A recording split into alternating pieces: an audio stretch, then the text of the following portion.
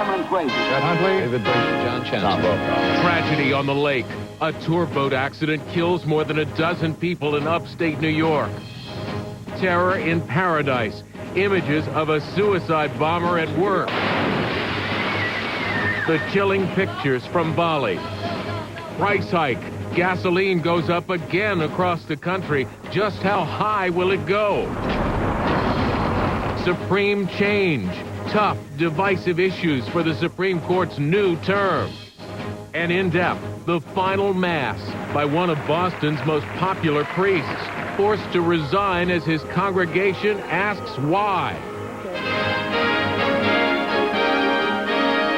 From NBC News World Headquarters in New York, this is NBC Nightly News with John Siegenthaler.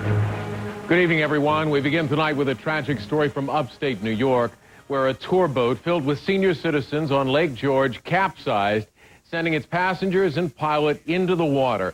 Tonight, authorities say at least 20 people are dead.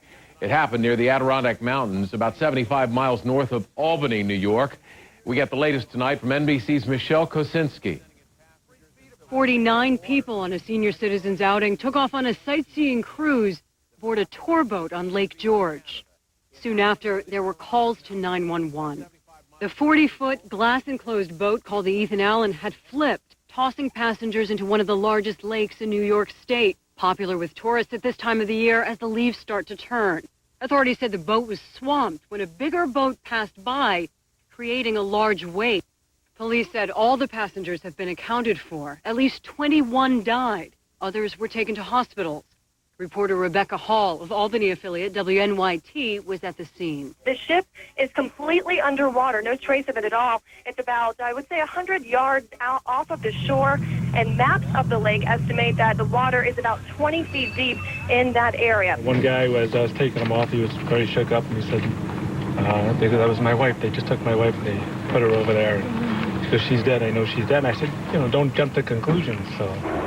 On this clear, crisp day, witnesses say they saw the boat, run by local shoreline cruises, start to lean to one side and then overturn near the town of Bolton. Were any people wearing life jackets? I didn't see any people wearing life jackets. They were all frantic and shaking. The boat was already upside down as the passengers struggled to get free. Michelle Kosinski, NBC News, New York. The other major story this weekend, the terror attacks on the Indonesian resort island of Bali. Authorities now say 26 were killed when a series of bombs exploded Saturday. Now, disturbing new pictures have emerged of one of the suicide bombers. John Irvine from our British television partner ITV has the latest on the investigation. Walking through a beach restaurant, this backpacker will be of particular interest to investigators, because not long after he leaves the picture, and as the man with the home video keeps rolling on the beach restaurant, all of a sudden, it happens.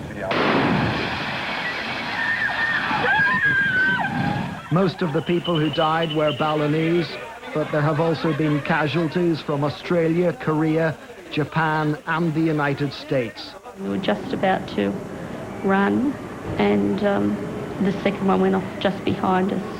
Today, the gentle people of this island have been paying their respects and visiting the bomb sites. At the beach restaurants, the Balinese police have been sifting through the golden sand for evidence. The presence of a Japanese officer was indicative of the international response to what's happened here once more. After the last time, Bali had just about learned to relax again, and that's what people were doing here last night. This is a cosmopolitan island where locals mix freely and happily with holidaymakers from all over the world. That means, of course, that nobody stands out. That's what made these restaurants vulnerable, like a London bus or a tube train. All these targets have one thing in common: they were dead easy. The Indonesian president has been here, promising that the masterminds will be caught and urging vigilance. But for most of us, being on your guard simply isn't part of the holiday experience. And this afternoon, many tourists were queuing at the airport to catch an early flight home. After a lengthy period of recovery, this idyllic island is back in the front line of global terror.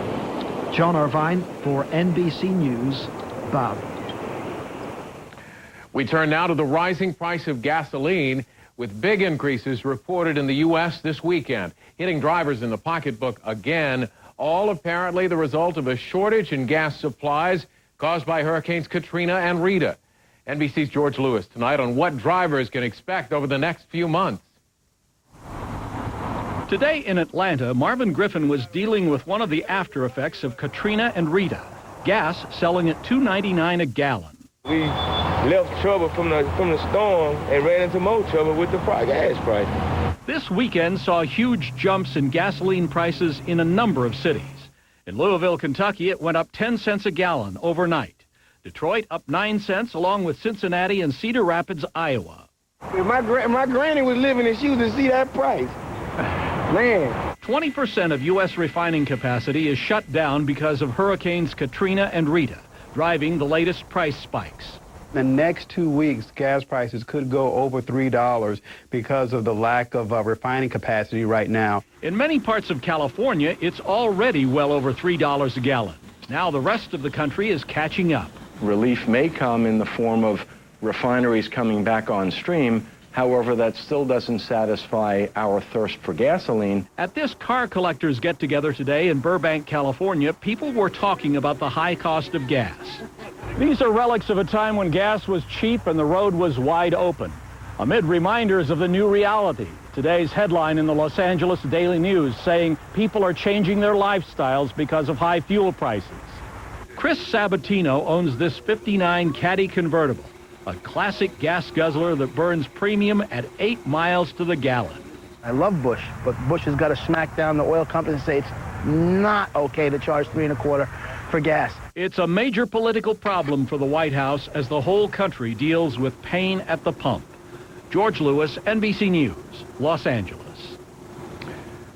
Each day, as more people return to the New Orleans area and the cleanup continues, there is the realization of just how much there is to be done and how long it may take survivors to get back on their feet. NBC's Martin Savage is in New Orleans tonight. In St. Bernard Parish, 5 weeks after Katrina, they continue to look for the dead. 3 bodies were found here yesterday, and more, it's returning residents who are likely to make the discoveries. No, I don't know anything about these people here. For these firefighters from Georgia, it was another day of pushing, kicking, and beating their way into home after home. Inside, nothing is as it was. You can't even put your hands on the sheetrock walls because they're so soft that your hands and arms go through the walls. But in other areas of New Orleans, there were more small signs of life, like limited bus service. Michael Matoyer was driving one. He normally drives a streetcar on St. Charles, but the trolleys can't run. As you can see, we have the lines hanging down and wires hanging down, and it's a lot of damage.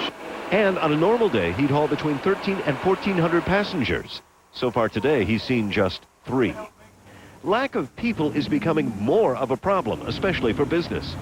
At the airport Hilton, 300 employees have come back, but they need another 450 more. On Friday, we start checking in guests. Today, the New Orleans Saints played a so-called home game. He has a first down. Although home for now is San Antonio, Texas. 540 miles away, fans in New Orleans cheered as their Saints defeated Buffalo. Back on the bus, Michael Matoyer was just happy to be back on the streets. He knows so well. There's no place like home, and I'm glad to be here, back at home, even though things are bad. But I feel like this, it will get greater later. Martin Savage, NBC News, New Orleans. In the nation's capital, the president is preparing to announce his choice for another spot on the U.S. Supreme Court this week. His decision comes as Washington is engulfed in a new round of political turmoil. NBC's Rosalind Jordan joins us tonight from the White House. Good evening, Rosalind. Good evening, John. Tonight, White House officials are telling NBC News that we could expect an announcement on a Supreme Court nominee as early as tomorrow.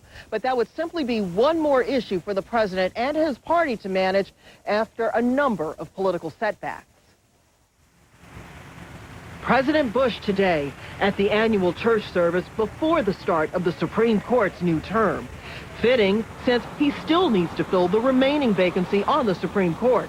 But the larger challenge facing Mr. Bush and the GOP, regaining control of their political future. This following the indictment of House Majority Leader Tom DeLay, the investigation of Senate Leader Bill Frist's stock sale, crossed wires on Iraq policy, and grand jury testimony in the CIA leak case. I acknowledge the fact that we've gone through a tough week with this indictment and the other issues we're contending with. And a year from now, Republicans will be dealing with the midterm elections. The real question, though, is whether voters in 2006 are going to be willing to vote against incumbent Republican members of Congress that they like and that they voted for in the past. The political environment in Washington is toxic. This exchange today on NBC's Meet the Press between Republican Tom Reynolds and Democrat Rahm Emanuel. When you look at the energy bill, you look at the prescription drug bill, the Congress has gone from the People's House to the auction house. Why don't you get your leader to convene the ethics committee, because there's a 50-50 split between Republican and Democrats. I want to ask one last question. Tom DeLay says he and his fellow Republicans aren't going to back down. We need to be more aggressive. The way you counter this politics of personal destruction is you go and you're aggressive and you move fast. And that's the message being echoed by White House officials tonight, insisting that they're staying focused on their agenda. John? NBC's Rosalind Jordan at the White House. Rosalind, thank you. And a little bit later, what the Supreme Court will face in the supreme change to a new Chief Justice. And when NBC Nightly News continues this Sunday, in depth, politics and the priest, the controversial resignation of a popular pastor who's been an outspoken critic of Boston's embattled archdiocese. My doctor said my type 2 diabetes was out of control. That high blood sugar increased my risk of serious complications. He said I better diet, exercise, take my medicine. Yeah. I heard it all before. Well, maybe I should have listened. Every year, up to 24,000 people lose their eyesight to diabetes. Even more are at risk for stroke, heart attack, and limb loss. If you have high blood sugar, get help. Call or visit diabetes.com. The Decon No View, No Touch mousetrap. It kills mice instantly, but it spares you from having to see them or touch them. Which would you rather dispose of? The No View, No Touch mousetrap, only from Decon, America's #1 mouse killer. If you're thinking about joint replacement surgery, here's an important question to consider. Which implant is right for your specific needs? Only your doctor knows for sure. He also knows that Biomet offers the widest range of implant choices and sizes available today.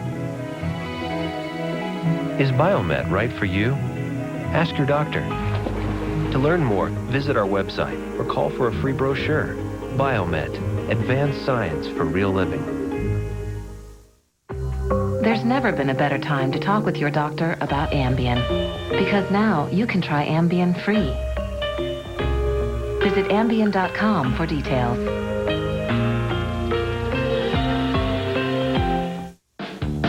You've waited, you've dreamed, and now it's finally back. Endless Shrimp at Red Lobster. The only time of year to enjoy all the shrimp you can eat. Don't miss Endless Shrimp right now, only at Red Lobster. What cooks like butter, spreads like butter, and has a fresh dairy taste like butter, without the cholesterol and high saturated fat? Smart Balance Buttery Spread. Smart Balance just received another Best Taste Award and is endorsed by professional chefs.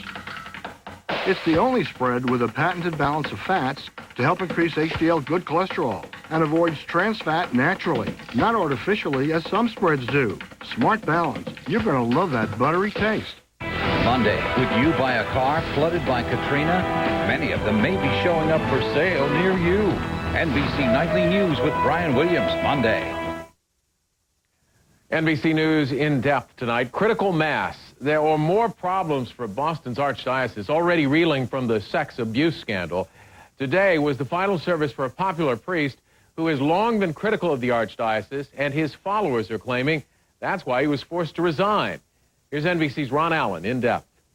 There wasn't enough room inside the sanctuary of Our Lady Help of Christians for the crowd there to hear Father Walter Cunin say goodbye.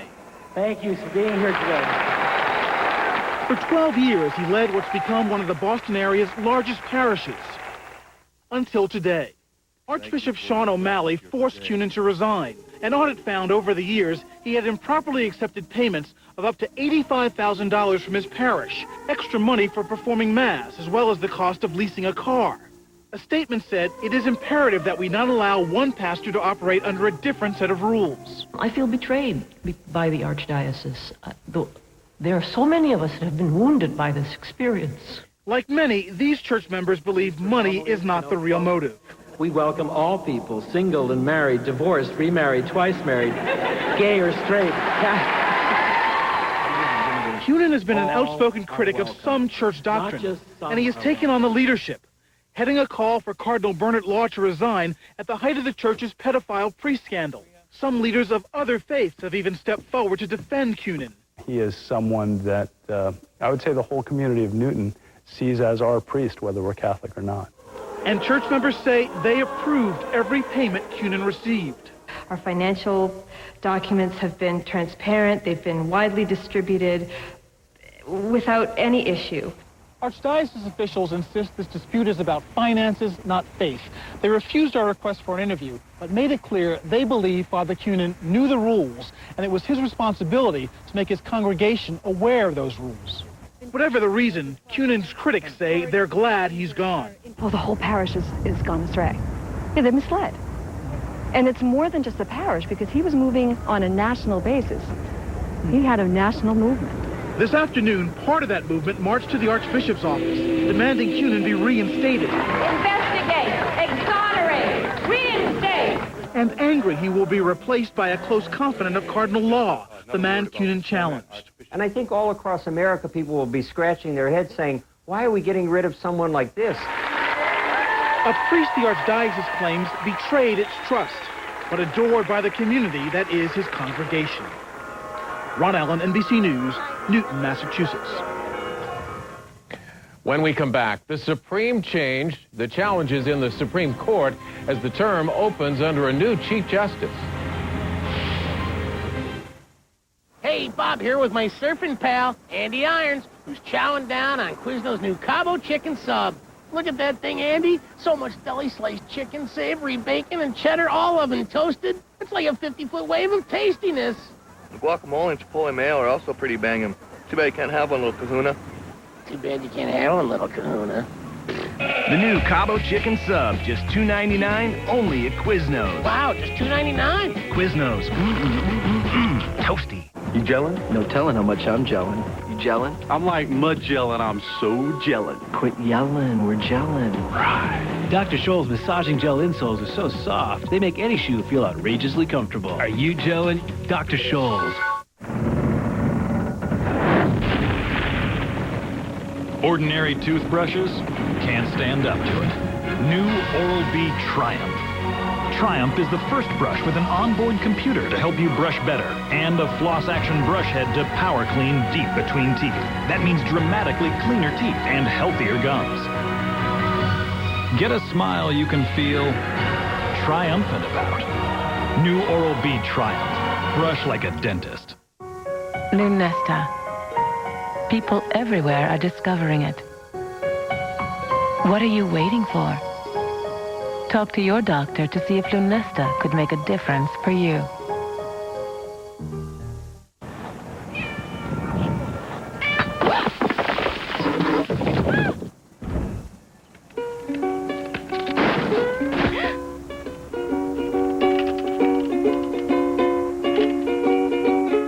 Scoop away catheter. Clumped so tight. It only takes one scoop. Scoop away. One scoop. Done.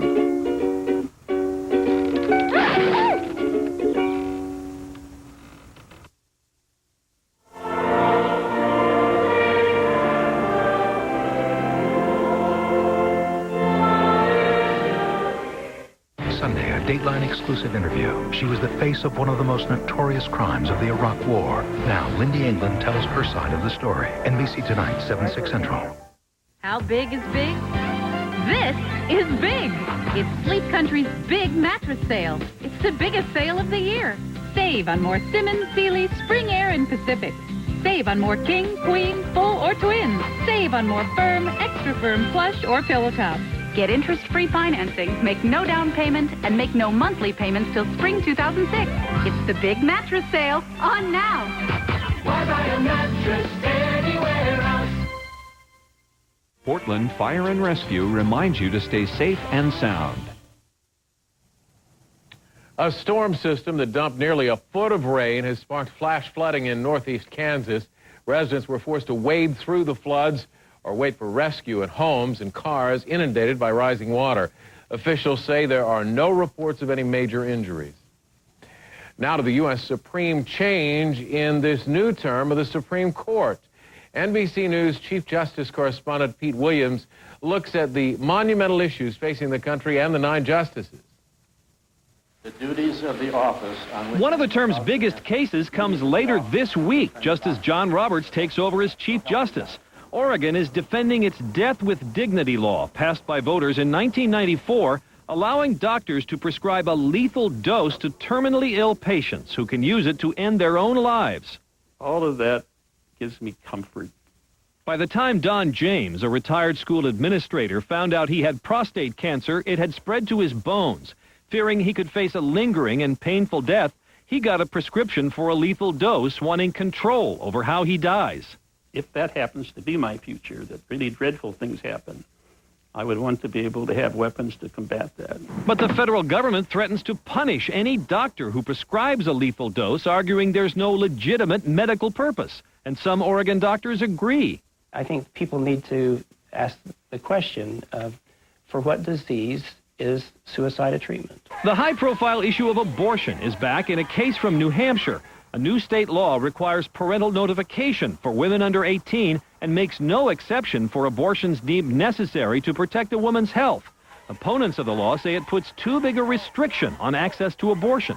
It's protection for women's health that is at the core of the right that the Supreme Court recognized in Roe. In another big case, colleges and law professors are challenging a federal law requiring them to give military recruiters equal access to campuses. That conveys to the school an expectation on the part of the nation, certainly on the part of the Congress, that the military should be allowed to recruit on a par with any other employer.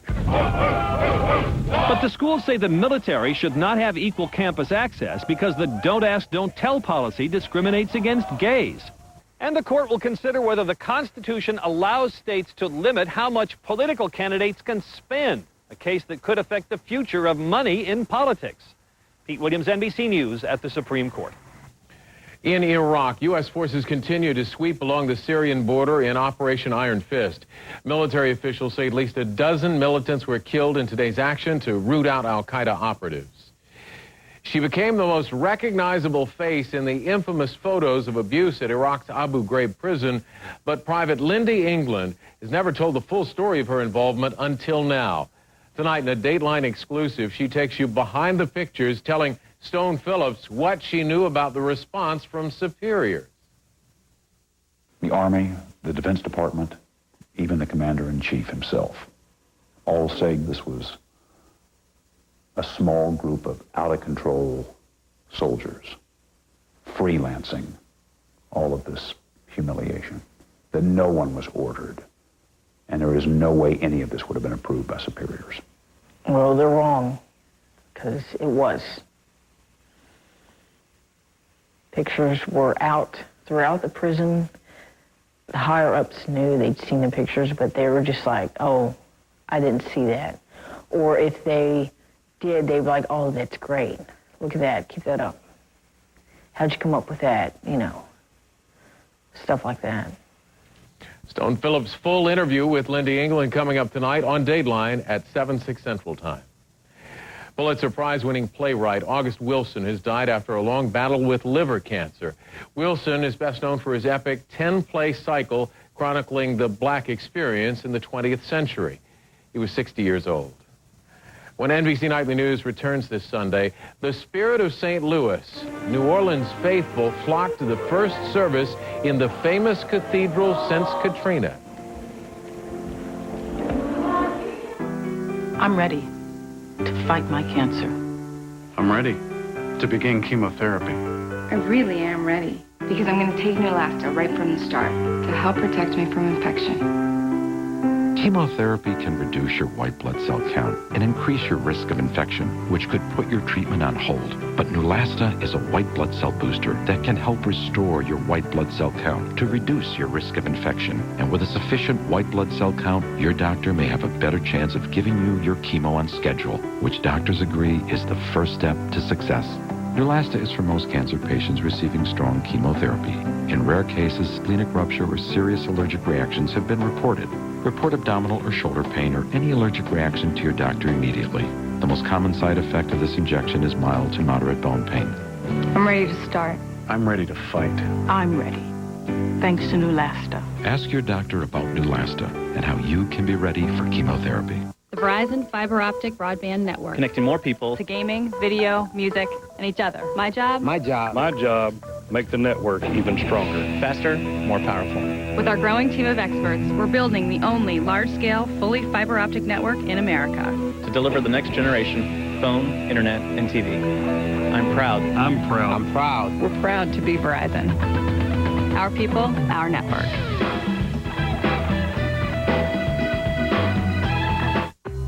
There's never been a better time to talk with your doctor about Ambien, because now you can try Ambien free. Visit Ambien.com for details. We're going to Las Vegas. Thanks to Polydent, I'm flying free. We're going to Florida. And thanks to Polydent, I'm flying free. It's true. Buy 5 boxes of Polydent and 1 airline ticket and get a second ticket free worth up to $500. You can fly to over 100 places on most airlines. We're going to New York. Yeah, New York. For details, see specially marked boxes or visit Polydent.com. Polydent. Buy 5, fly a friend free. Tomorrow on Today, she auditioned for a reality show she thought would change her life. Now she's saying not getting on the show had deadly consequences. Hear her incredible story. Then, our first Habitat house is going up tomorrow. Be there as Harry Connick Jr. hands the keys to a victim of this summer's devastating hurricanes. That's tomorrow on Today. Monday, Joe's talking to people in the Gulf Coast to see if all the money for Katrina recovery is going where they need it most. Scarborough Country, MSNBC, Monday. Flooded by Katrina, for sale near you, NBC Nightly News Monday. And finally tonight, it was a very special Sunday church service, the first since the 2 hurricanes hit New Orleans. Historic St. Louis Cathedral opened its doors to welcome back the faithful with prayers of remembrance for those who died and prayers of hope for the future. Here's NBC's Rahema Ellis. Today is special for the Saucy family. Heather's birthday. She's 3, and they're celebrating by continuing a family tradition. So we just felt like we wanted to come down here today to be New Orleans. For them and so many others, being New Orleans today meant being in church. With all that has happened in this city, it's the first time in 5 weeks it was even possible to say Mass at the historic St. Louis Cathedral, one of the oldest Catholic churches in the country. The structure which harbours the soul of our city has come back to life.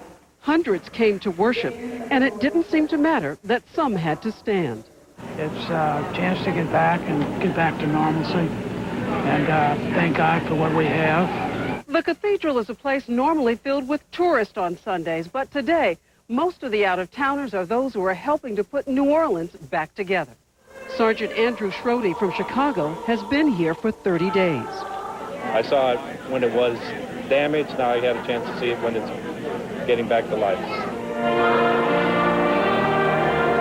But it will be a slow recovery, even for the New Orleans Archdiocese, which says because it spent so much money helping victims of the storm, it may have to lay off some employees.